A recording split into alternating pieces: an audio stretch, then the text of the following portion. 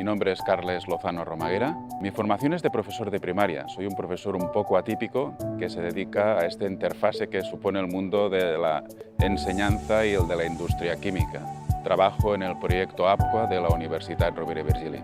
APQUA es un proyecto educativo de ciencias relacionado con la química destinado a escolares y adultos. Como ciudadanos, es importante que tengamos un mínimo de formación, ser capaces de identificar estructuras e instalaciones de lo que sería el paisaje industrial. Hay una confusión bastante común entre lo que sería un vapor y un humo. El vapor es agua en estado gaseoso que se ha condensado.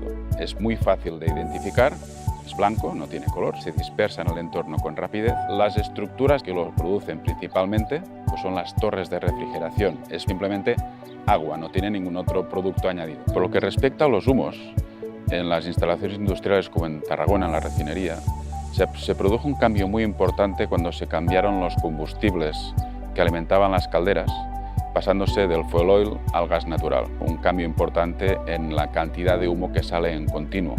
Actualmente, cuando tú miras las chimeneas, excepto en situaciones de parada, donde puede salir humo en cantidad, habitualmente realmente no puedes ver nada, porque realmente lo que está saliendo es imperceptible. A todos como ciudadanos nos preocupan los temas de riesgo y ambientales. Lo que nosotros pretendemos es dotar a las personas de unas herramientas para que puedan formarse su propio criterio de forma objetiva. Ser capaces de escuchar a los demás, cuestionarse sus propios preconceptos.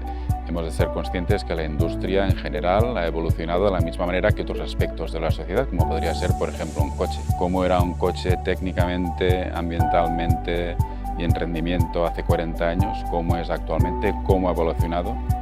La industria ha evolucionado en un sentido equivalente. ¿Qué cosas producen más satisfacción?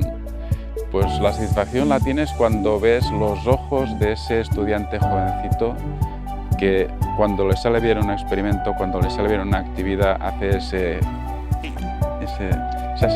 ese gesto de que lo he conseguido, he tenido éxito. Para nosotros este es el gesto, este es el sentimiento, esta es la experiencia que buscamos en los estudiantes, porque lo que buscamos básicamente es, aparte de que aprendan cosas, engancharles a la ciencia y despertar vocaciones científicas.